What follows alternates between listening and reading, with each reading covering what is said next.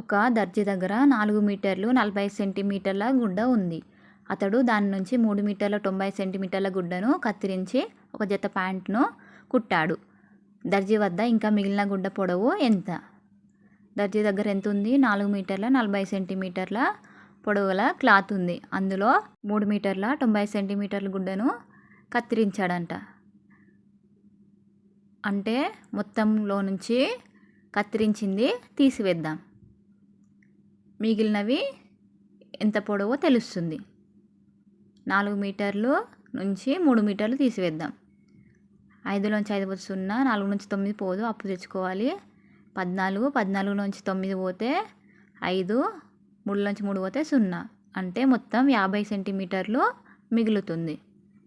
మిగిలిన గుడ్డ పొడవు 50 సెంటీమీటర్లు. ఆన్సర్ వచ్చేసి 50 సెంటీమీటర్లు.